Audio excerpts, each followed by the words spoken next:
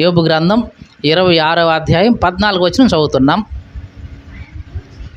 ఆయన్ను గూర్చి మనకు వినబడుచున్నది మిక్కిలి మెల్లనైన గుసగుస శబ్దం లాంటిదే. దేవుని గురించి నీకు వినిపించేది ఏదైనా సరే ఎట్లాంటిదంట? మిక్కిలి మెల్లనైన గుసగుస శబ్దం లాంటిదే. అంటే దేవుని గురించి నువ్వు తెలుసుకునేది ఏదైనా సరే ఎట్లాంటిదంట? మిక్కిలి అంటే చాలా మెల్లనైన గుసగుస శబ్దం అంట.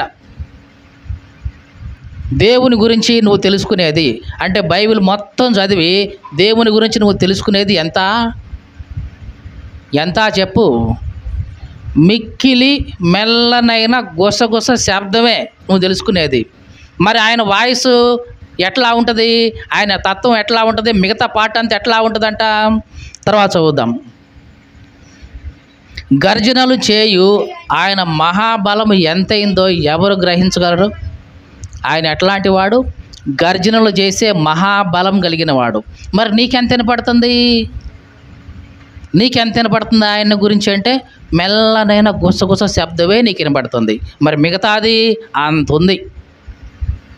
ఎవరు వివరిస్తారు? ఎవరు వివరించలేరు. కాబట్టి మనిషిగా నువ్వెంత, నేనెంత, నీ దమ్మెంత, నా దమ్మెంత, ఇట్లాంటి మాటలు మాట్లాడకూడదు దేవుని గురించి మాట్లాడేటప్పుడు. ఎందుకంటే ఈ సముద్రం అంతా విశాలమైన దేవుడు అనుకుంటే దాంట్లో మనిషి ఆ సముద్రంలో ఒక నీటి బొట్టు అంత మాత్రమే దేవుని గురించి తెలుసుకోగలిగిన వాడు. ఎందుకంటే మనిషి యొక్క మెదడు యొక్క స్థాయి, మనిషి యొక్క ఆలోచన స్థాయి అంతకంటే సరిపోదు. మళ్ళీ చెప్తున్నానండి, దేవుడు సముద్రమంత విశాలమైన వాడైతే ఆ సముద్రమంత విశాలమైన ఆయన స్థాయిలో మనిషి అర్థం చేసుకునే ఆ స్థాయి ఎంత అంటే ఒక నీటి బొట్టే, అంతకంటే ఎక్కువ ఉండదండి. ఎందుకంటే మనిషి మెదడు ఇక అంతకంటే ఇక లేదు, కెపాసిటీ లేదు ఇక, అంతే. దేవుడు అన్నాడు ప్రసంగి గ్రంథంలో, ఆయన శాశ్వత కాల జ్ఞానాన్ని నరుల హృదయంలో ఉంచేశాడు. కానీ దేవుని క్రియలు పరిశీలనగా తెలుసుకోవడానికి అది చాలదు. మనిషి హృదయంలో ఎట్లాంటి జ్ఞానం ఉంది? శాశ్వత కాల జ్ఞానం పెట్టాడు దేవుడు. ఆ శాశ్వత కాల జ్ఞానం కూడా దేవుని క్రియల్ని పరిశీలనగా తెలుసుకోవడానికి చాలదు. మరి దేవుని క్రియలు, దేవుని గురించి పరిశీలనగా తెలుసుకోవాలంటే ఆ శాశ్వత కాలానికి ఇంకా కొన్ని కోట్ల రెట్లు జ్ఞానము నీకుంటే అప్పుడు ఆయన గురించి ఒక అవగాహన వస్తుంది. మరి ఎప్పుడు వస్తుందండి ఇది అంటే, ఇదిగో నువ్వు పరలోకం వెళ్తే నీకు లిమిట్ ఉండదు. నీ జ్ఞానానికి, నీ ఆలోచనకి లిమిట్ ఉండదు, నీ తలంపులకు లిమిట్ ఉండదు. అనంతమైన జ్ఞానము నీకుంటుంది, అనంతమైన ఆలోచనలు నీకుంటాయి, అనంతమైన తలంపులు నీకుంటాయి. వాటి ద్వారా నువ్వు సంపూర్ణంగా దేవుణ్ణి అర్థం చేసుకుంటావు. మరి అప్పటిదాకా ఈ భూమి మీద లిమిటే. మీకు అర్థమైందండి? కాబట్టి దేవుని గురించి మాట్లాడేటప్పుడు నాకే అంతా తెలుసు, నీకేం తెలుసు, ఇట్లాంటి మాటలు వాడకూడదండి. దేవుని గురించి మనకు తెలిసింది ఎంత అంటే మెల్లనైన గుసగుస శబ్దం లాంటిదే. గర్జనలు చేసే ఆయన మహాబలం మనకి ఎప్పటికీ తెలియదు. ఇంకా ఒక మాటలో చెప్పాలంటే దేవుని స్థాయి వేరు, దేవుని యొక్క స్థాయి వేరు, మనిషి యొక్క స్థాయి వేరు. దేవుని యొక్క అంతస్తు వేరు, మనిషి యొక్క అంతస్తు వేరు.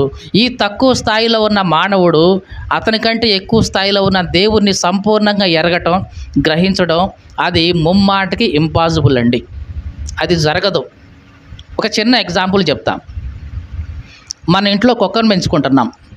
ఆ కుక్కకి మన గురించి ఏం తెలుసు, ఎంత తెలుసు చెప్పండి? ఆ కుక్కకి మన గురించి ఎంత తెలుస్తుంది చెప్పండి?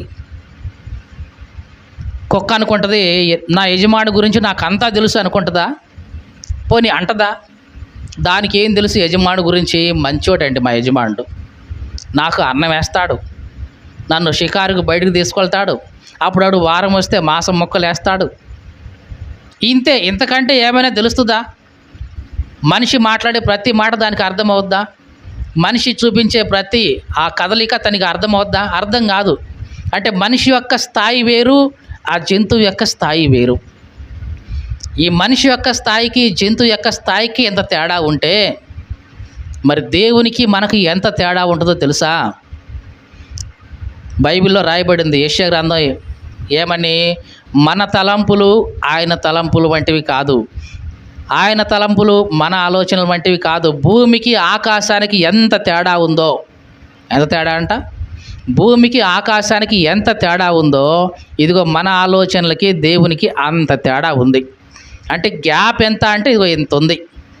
మరి మనిషి ఏమనుకుంటున్నాడంటే, నాకంతా తెలుసు దేవుడి గురించి, నాకంటే ఎవడికి తెలియదు, నేనే జ్ఞానిని అనుకొని మనిషి విర్రవీగుతున్నాడు. ఇది ఎన్నడూ కూడా చేయకూడదు. అలా చేస్తున్నామంటే మనంత మూర్ఖుడు ఇంక ఎవరు లేరు అని అర్థం. మీకు అర్థమైందండి? నాకు అంతా తెలుసు, నాకు తప్ప ఇంకెవరికి తెలియదు, నీకేం తెలుసు అని ఎదుటి వాళ్ళని తృణీకరిస్తున్నామంటే మనకంటే మూర్ఖుడు ఈ భూమి మీద ఎవడూ లేడు అని అర్థం. ఎందుకంటే మన చిన్న మెదడులో అనంతమైన దేవుణ్ణి మనం పెట్టుకోలేం, అది వల్ల కాదు.